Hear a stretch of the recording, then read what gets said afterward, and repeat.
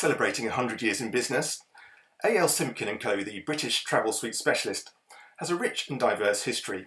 We speak to President Director Adrian Simpkin about some of the challenges faced by the business amid the pandemic and looking ahead to the rest of 2021 as the market appears to be making recovery. It's 100 years. Who would have thought it? Grandfather started the company on his return from the Great War. He was badly injured in the Somme, and he had have shrapnel taken out of him in hospital every few months. And at those in the hospital, they said they used to give him liquid glucose for energy replacement. It was a gooey affair, he said. So he asked the surgeon, "Can you get this in hard-boiled form?" He said no. So he went away and started up looking at manufacturing confectionery. Within 2 years, he set up A.L.Simpkin Co Limited, primarily for distribution into pharmacy and health outlets. This carried on for many years, and still to this day our core business is still in pharmacy, as well as travel retail and global export. I believe that 100 years later, I think Grandfather would be impressed or very proud of what me and my sister have done, and before that his sons, my father John, who developed the export, Uncle Neville and Uncle Brian and Auntie Sheila. So yes, we've done, I believe we're on the right track, even with a slight blip of COVID. But there again, we've lived through world wars, recessions, and now the pandemic. So I think we've had a fair share of disasters thrown on us, which haven't really deviated away from our core manufacturing. We've carried on throughout all of these issues. Fantastic, and it's been 3 decades that you've been with the business personally. What would you say some of your best highlights would have been from that time? The main highlights, I think, is travelling with my father. Went to many export accounts, family export accounts, and we still trade with them. But when he was alive, travelling with my father, working with him. Also, being in the confectionery industry. I know it sounds a bit weird, but to be honest, it's a good crack. Everyone's in the same boat together, and it's interesting. Lots of family firms and lots of innovation. It's just a shame that we're not supported heavily by more by the government, because there's some fantastic products manufactured in the UK. Absolutely, I think it's a question of everybody trying their best to navigate challenging times. So what has been your approach to try and get through the pandemic?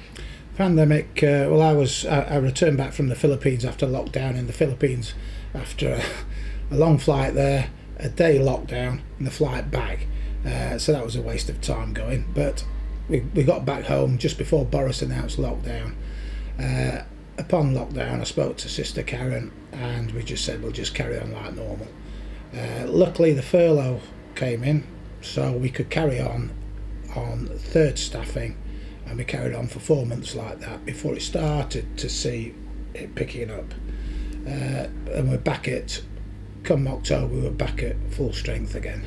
So, but the main thing I think on the lockdown, the COVID lockdown, has been the dedication of the staff, because without them we'd be nothing, because it's very much a hands-on operation still at Simpkins. We still manufacture it in vacuum cookers, everything, the sugar boilers, the master sugar boilers, they all fold it in, they do everything and then as soon as it hits the tinning line, that's when the automation kicks in.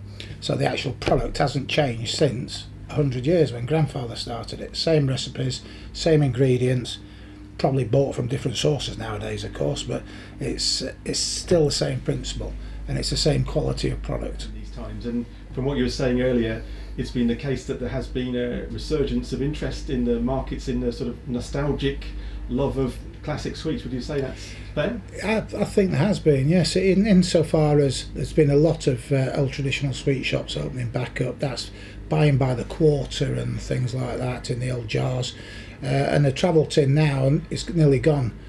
100 years, well, it has been going 100 years, and now that's becoming retro again. Everyone remembers it, the powder especially falling out onto people's trousers in the cars and things like that, and it's come round, it's evolved round, so we've got an increase in sales. But it's like anything in life, we're always copied. But as my grandfather said, often copied but never bettered. Very good indeed. And just to close on looking ahead to the rest of the year, it sounds as if there are some causes for optimism, would you say? Fingers crossed, yeah. So far, the market's opening up quite nicely. Global travel retail's still a bit hit and miss. We're not quite sure when that's going to open up fully. But I think there's green shoots popping up everywhere. And luckily, a lot of hopefully all our customers are still active and not being hurt too much by the pandemic. Great, and it sounds as if you're still getting a lot out of the business after being here for several decades. Are you enjoying it as much as when you started? I love it. Friday night at 5 o'clock in the pub. No, honestly, it's all good fun. It's stressful. It's grey hair time, but it's no, I won't do anything more or less.